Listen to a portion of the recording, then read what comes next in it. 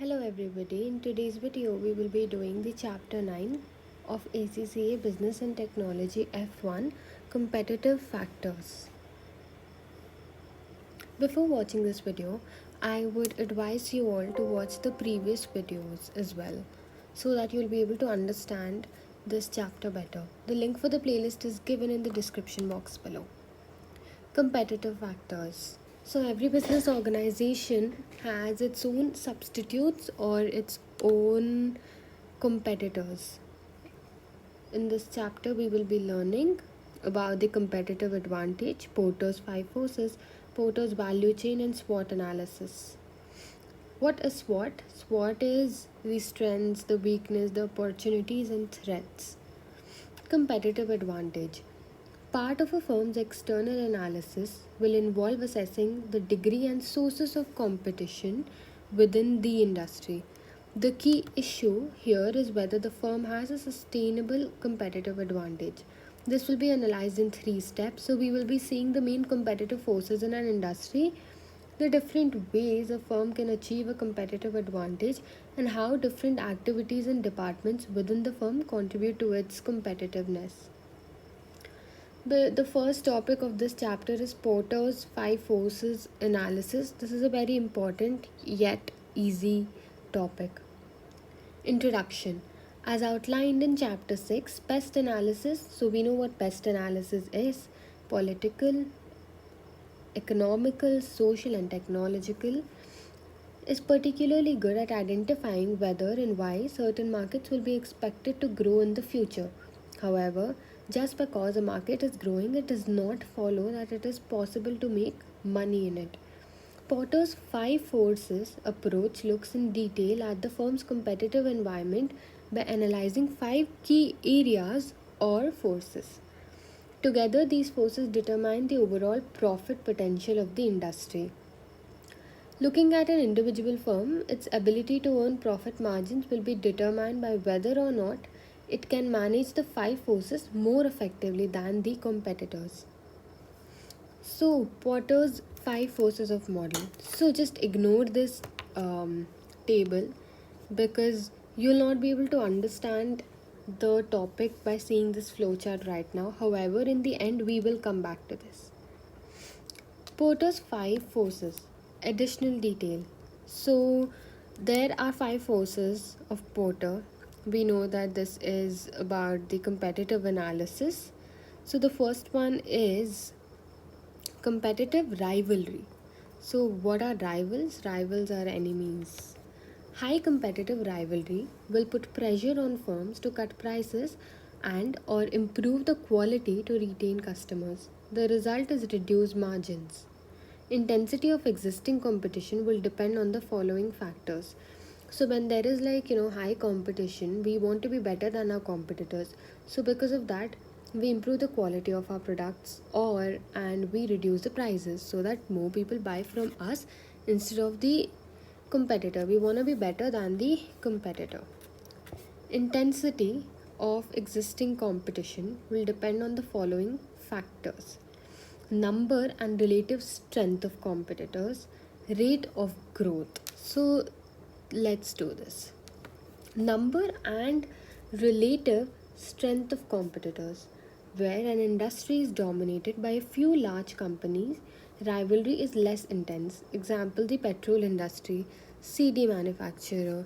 So in that, there are many competitors, but some industries the competitors are only in the leading, they capture the biggest market share. So an industry is dominated by a few large company, rivalry is less intense. It's not that intense because already there are few market leaders. Rate of growth. Where market is expanding, competition is low key. So when market is expanding, the competition is really less because the new people or the newbies are not able to cope. Okay, so the rate of growth. When the market is expanding, the competition is often low. Where high fixed costs are involved, companies will cut prices to marginal cost levels to protect volume and drive weaker competitors out of the market. So when there are high fixed costs which are involved in various organizations, so what do those organizations do? They cut the price to the marginal cost levels. By doing that, they are able to drive out the weaker competitors out of the market, and they're able to protect the volume. If buyers can switch easily between suppliers, then the competition is keen. So when the buyers keep switching very easily, that means that the competition is like really keen. If the exit barrier, the cost incurred in leaving the market is high, companies will hang on until forced out, thereby increasing competition and depressing profit. So obviously, when there's a there are costs involved in entering a market or leaving a market. So when the cost involved in exiting a market is more, then people stay until it's possible, right? So that increases the competition and the profit is reduced. An organization will be highly competitive if its presence in the market is the result of a strategic need. So that's not really that important, but just read it again. An organization will be highly competitive if its presence in the market is a result of a strategic need. So if something is a strategic need, then the competition will be high because various organizations make that product. So what was the first Porter's five forces? What was the first four? Competition rivalry, which says that high competitive rivalry will put pressure on the firms to cut prices or improve the quality. So intensity of the existing competition will depend on the number of the relative strength number and relative strength of competitors. It also depends on rate of growth. It also depends on the fact that fixed costs are involved and the companies will cut to marginal cost. If buyers can switch easily, then the competition is keen. If the exit barrier is high, the competition is high, and an organization will be highly competitive if its presence is based on a strategic need. The second one we have is threat of entry. New entrants into a market will bring extra capacity and intensify competition. The threat from new entrants will depend upon the strength of the barriers to entry and the likely response of existing competitors to a new entrant. Barriers to entry are factors that make it difficult for a new entrant to gain an initial foothold in a market. So there are six sources of barriers to entry. The first one is economies of scale. So that is where the industry is one where like unit costs decline significantly as the volume increases. So when you start producing more and more, the cost of one product like is negligible, such that a new entrant will be unable to start on a comparable cost basis. So when somebody is new, their expenses are more, right? So that was the first point, which was the source of barriers to entry, which was economies of scale. Now we have product differentiation, where established firms have a good brand image and customer loyalty. The cost of overcoming this can be prohibitive. So product differentiation is the reputation that the companies already have in the market. Capital requirements. So where the industry requires a heavy initial investment. So steel industry, rail transport, such businesses require a heavy investment or capital. Switching costs. On off costs in moving from its on off costs in moving from one supplier to another, garage chain, switching car dealership. So switching costs means moving the stuff from one place to another. So even that is like a lot of cost. Access to distribution channels may be restricted. Example, for some major toiletry brands, 90% of sales go through 12 buying points. So chemist multiples in major retailers. Therefore, it is difficult for a new toiletry product or manufacturer to gain shelf space. So access to distribution channels may be restricted. Cost advantages independent of scale. So patents, special knowledge, favorable access to suppliers, government subsidies. So there are various cost advantages independent of scale. So the one which is so threat to entry, that the new organizations which come into the market for the first time, they face many difficulties, but at the same time they can increase the competition as well. But then we have the six sources of barriers to entry, which was economies of scale, product differentiation, capital requirements, switching costs, access to distribution channels, and the cost advantages independent of scale. Threat of substitute products. The threat is across industries. So every product, every organization, every business has a threat that there might be substitute products. Like there are various coffee brands, right? So they always have this fear or the threat of substitutes. We can like any day switch to another brand. The threat is across industries or within an industry. Porter explains that substitutes limit the potential returns by placing a ceiling on the price which firms in the industry can profitably charge. The better the price performance alternative offered by substitutes, the more readily customers will switch. So that was threat of substitutes. What did we see till now? The first one we saw was the competition rivalry, then we saw threat of entry, and then we saw threat of substitute products. Bargaining power of customers. Powerful customers can force price cuts or quality improvements. Either ways, margins are eroded. Bargaining power is high, as for instance, Sainsbury and Tesco in relation to their suppliers when a combination of factors arise. So when somebody bargains, then you are forced to like reduce the price. Such factors could include the following: where a buyer's purchases are a high proportion of the supplier's total business or represent a high proportion of total trade in that market, where a buyer makes low profit, where the quality of purchases is unimportant or delivery timing is irrelevant, prices will be forced down, where products have been strongly differentiated with good brand image, a retailer would have to stock the complete range to meet customers' demands. Bargaining power of suppliers.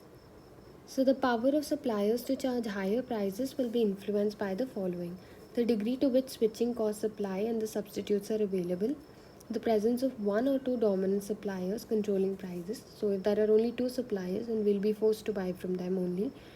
The extent to which products offered have a uniqueness of brand, technical performance, or design not available elsewhere.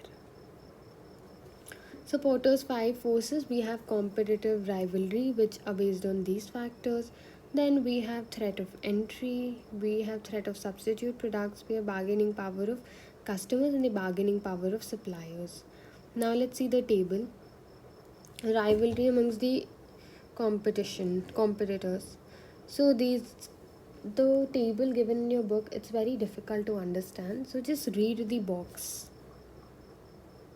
Okay. Illustration. Porter's five forces can be applied to the house building industry as follows. Competitive rivalry, very high. Why? Because large number of domestic and international firms exist. It is very difficult to differentiate your product. Firms typically have high fixed costs. Threat of entry is also high. Why? Because for the new firms entering the industry, the main barriers are capital requirements are low because construction is labor intensive and most equipment can be hired if necessary. And then we have economies of scale because like purchasing bricks, initial finance to acquire land, need good relationships with planning offices to get planning permission. Overall, these barriers are low, resulting in high threat of entry. Threat of substitute is also high because there are various second-hand property. Power of suppliers low for materials, higher for land and planning permission. So material suppliers have low power because there are many, and local planning office has high power. Power of customers is low because customers have more choice but individually have low buying power. So the key issue is competitive rivalry. Okay, so test your understanding. Use the five forces to identify the Porter's five forces to identify the most important competitive force for a burger chain such as McDonald's. So what will it be for something like McDonald's? Giving you a minute, just think about it. So competitive rivalry is very high because there are various competitors. Threat of entry is low because there are various barriers like economies of scales and capital investment which are required in order to enter the market Threat of substitutes, there are various substitutes, but it's not that much. Power of customers is low because customers have low switching costs and they can easily go elsewhere, but they have low individual buying power. Power of suppliers is low because McDonald's buys from small suppliers all over the world. Low industry profitability is a barrier to entry. That's not true because while low profitability may make an industry unattractive, but it does not mean that it is more difficult for firms to enter. Generic strategies. This model, developed by Porter, examines the different ways that an organization can achieve a competitive advantage in its market. Porter argued that businesses could adopt one of these three strategies to gain competitive advantage. Each business can adopt the strategy that best fits their individual circumstances. So, these are also given by Porter. The first one is cost leadership.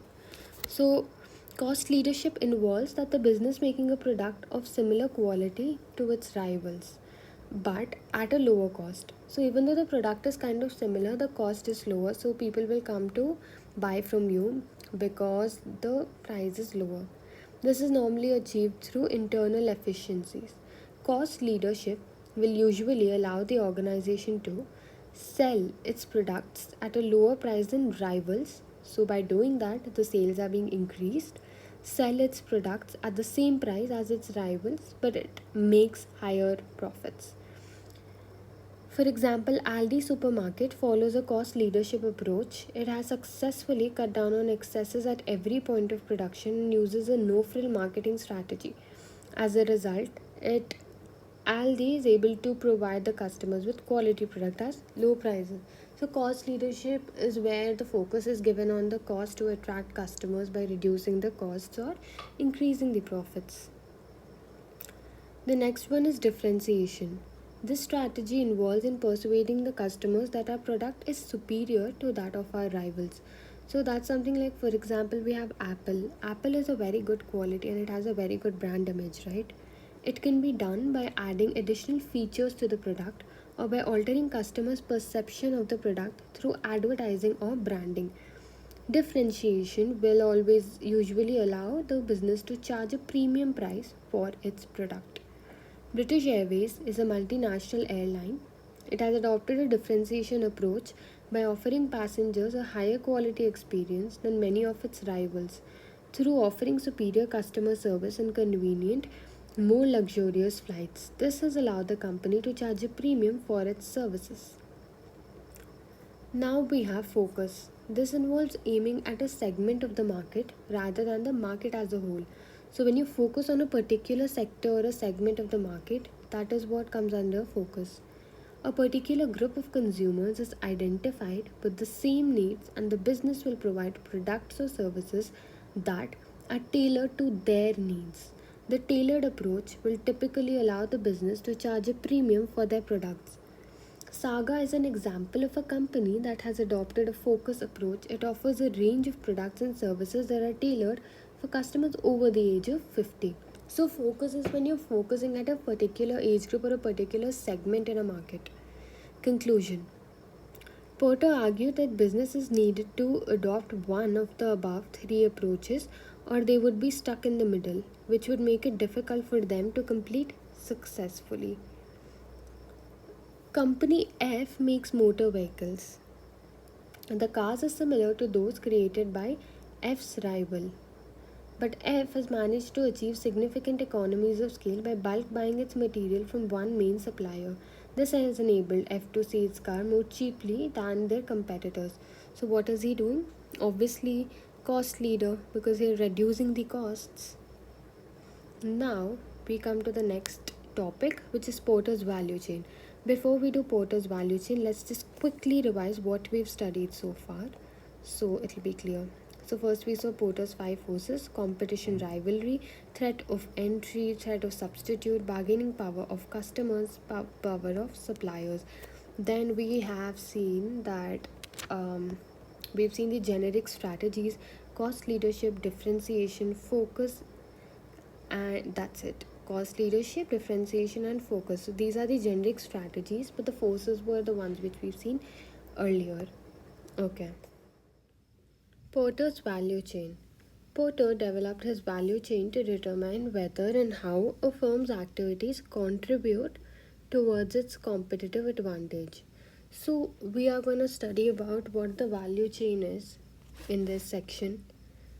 The approach involves breaking the firm down into 5 primary and 4 support activities and then looking at each of them if they give a cost advantage or quality advantage. So, what are we doing? We are doing 5 primary and 4 support activities. Excuse the handwriting. Okay, 5 primary and 4 support. So, what are the primary activities?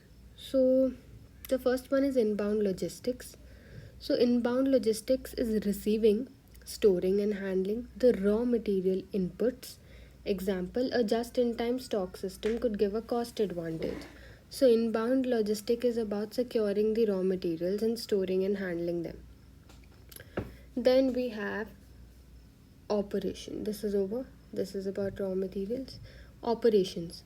It is transformation of the raw materials into finished goods and services. Using skilled craftsmen could give a quality advantage. So inbound logistic would give you a cost advantage because of the raw materials. We can secure them in a less price. Whereas operations would need it is based on quality advantage because we need skilled craftsmen. Outbound logistics is storing, distributing, and delivering finished goods to customers. And outsourcing deliveries could give a cost advantage. Marketing and sales, marketing research in 4 Ps. 4 Ps we've done in the earlier chapters. If not, make sure you check out the video. Sponsorship of a sports celebrity could enhance the image of the product. Service. All activities that occur after the point of sale, such as installation, training, and repair, that is known as the service. Marks and Spencer's friendly approach to return gives it a perceived quality advantage. So the ones which we've seen right now, the 5 were the primary activities, which was inbound logistics, operations, outbound logistics, marketing and sales, and service. So inbound logistics is securing the raw materials, and operations is transforming them into finished goods. Outbound logistics is delivering the final goods. Marketing and sales is advertising and market research. Service is all the activities that occur after the sale of the product. So those were the primary activities. Now we come to the 4 support activities, also known as secondary activities. Firm infrastructure, how the firm is organized. Centralized buying could result in cost savings due to bulk discounts. Tech and technology development, how the firm uses technology. The latest computer controlled machinery gives greater flexibility to tailor products to individual customer specification. HR development or human resources development, how people contribute to competitive advantage. Employing expert buyers could enable a supermarket to purchase better wines than competitors. Procurement, purchasing but not just to limit it to materials. Buying a building out of town could give a cost advantage over high street companies. So, what are the secondary activities? Firm infrastructure, how everything is organized. Technology development, which technology they use. Human resources development, how people contribute. And procurement, which is purchasing, which is not limited to only raw materials. So, what was the value chain? We saw there are 2 types, primary activities and secondary activities. Secondary activities are also known as support activities. In primary activities, we have 5: inbound logistics, operations, outbound logistics, marketing, and service.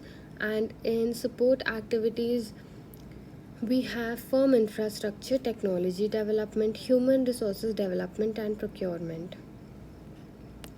Okay. Results of analysis. The results of the analysis are often summarized in the following diagram. Support activities and primary activities. Support activities are the secondary activities which we have seen. So this is the same thing which we've seen. Inbound logistics, operation, outbound logistics, marketing and sales are the primary activities, and the firm infrastructure, HR, management, procurement and technology development is the support activities. How different departments contribute to competitive advantage. Porter's value chain can now be used to explain how different departments contribute to competitiveness as follows. Purchasing Cost advantages: sourcing cheaper materials, bulk discounts, centralized buying. Quality advantages: sourcing high quality materials, employing an expert buyers. Production cost advantage: mass production lines, standardization, employing workers above the minimum wage, keeping stock levels low. We can also have quality advantages by using better quality materials, more quality control procedures, employing highly skilled staff, flexible manufacturing systems, use of technology to ensure better consistency, ongoing training of the staff. Marketing: the cost advantages are word of mouth promotion, sell direct, and cut distribution cost. Quality advantage: market research can help tailor products to meet the customer needs and the demands and what the customers actually require. Promotional budgets, sponsorships, perceived quality pricing, brand development. Then we have service. The cost advantages: outsourcing, not offering service, providing low paid staff. Quality advantages: outsourcing, highly skilled staff. Now we have tester understanding 4. HR is set up as a service department with a firm. How can this department contribute towards its competitive advantage? So we have studied that HR can contribute towards competitive advantage through selection, recruitment, training, and appraisal schemes. That is the job of an HR. So these can all contribute towards lower staff turnover and greater motivations, which in turn will save costs and improve the efficiency of the business.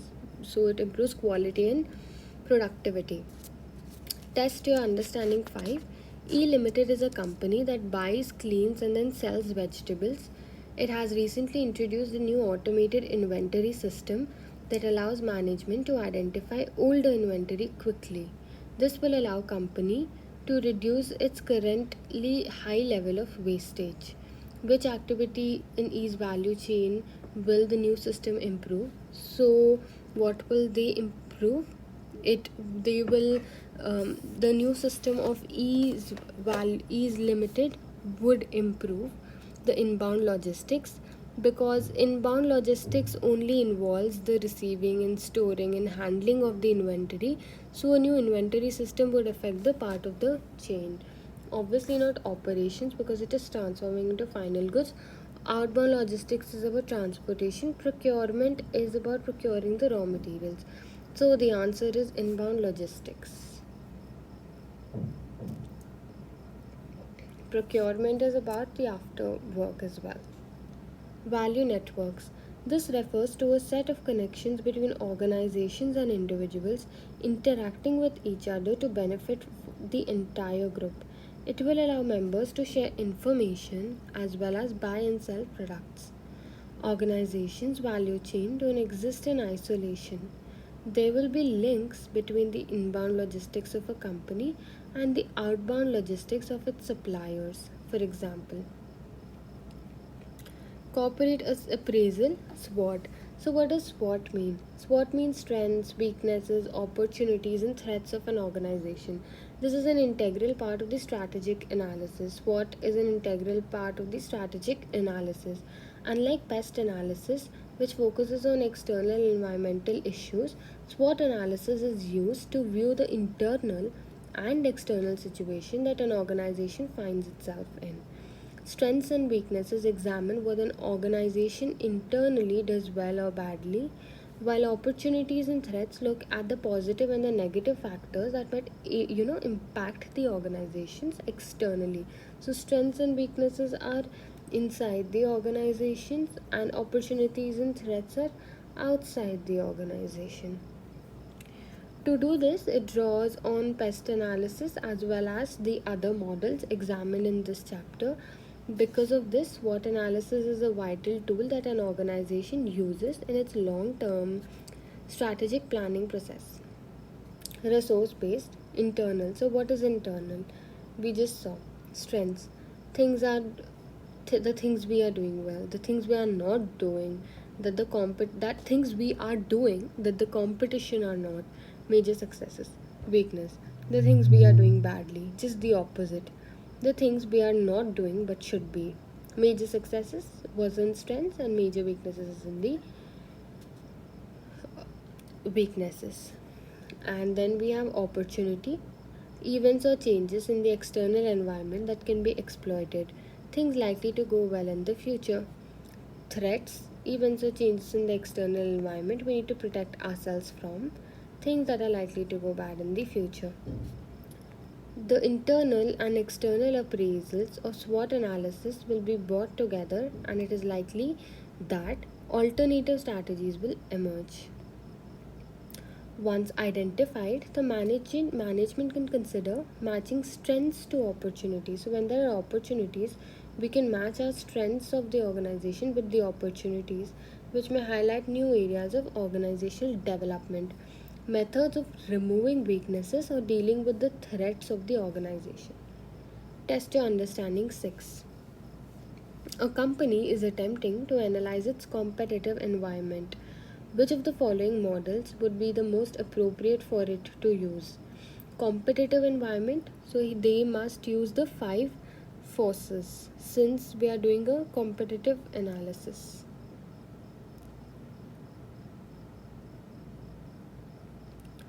JHG sells computers. It has a large number of competitors within this market. It has recently cut its prices and it is now selling at a price which is significantly below those of its rivals. JHG believes it will be difficult for any other company to match its new pricing structure. So, which of the Porter's 5 forces will the strategy not help to deal with? Okay, not help to deal with. So, cutting prices may help reduce the customer bargaining power as customers will be unable to find a cheaper alternative to JHG's products. Having a low price may help the deter new entrants who will, especially when they're setting up, they'll not be able to compete with JHG. JHG's lower prices will help attract customers from its rivals, helping to reduce the impact of competitive rivalry on the company. So the answer is A, which is the power of supplier, because power of buyers will be dealt with. Barriers to entry also are being dealt with. Competitive rivalry also is being dealt with, but power of suppliers will not be dealt with. Which value chain activity relates to how the firm is organized? For example, whether purchasing is undertaken centrally. The answer is B, infrastructure. Which of the following is a secondary activity in Porter's value chain? Procurement, service, marketing and sales, and outbound logistics. It's procurement. We've done that. When analyzing its strategic position, an organization may use one of several models, including these. OIU company is undertaking a strategic analysis of its operations. It has discovered that government plans to write new legislations that would result in OIU's closure. Which of the strategic models should have identified this issue? So, threat, right? It is threat, and at the same time, it's also in the political, in the pest analysis, the political factor as well. So, the answer is SWOT analysis and pest analysis. C. I hope that's clear. If you have any doubts, drop it in the comments below. HPLC manufactures and sells a range of motorbikes. It is currently analyzing its value chain and it is aware that its activities can be classified as primary or secondary activities. Classify the following activities as primary or secondary. Receiving, storing, and handling raw materials. This is a primary activity because it is involved in the inbound logistics. Management of personal and human resources. This is HRM, which is human resource management, which is in secondary. Purchasing of materials and other resources, that is also secondary. Advertising to attract potential customers, this is included in marketing, it is in the primary. Porter's 5 forces model helps to identify key market forces that may affect H's business. 4 of these forces are these. The following sentences contain gaps which specify one of the Porter's 5 forces. H is concerned that a number of its customers are choosing to purchase cars rather than motorbikes.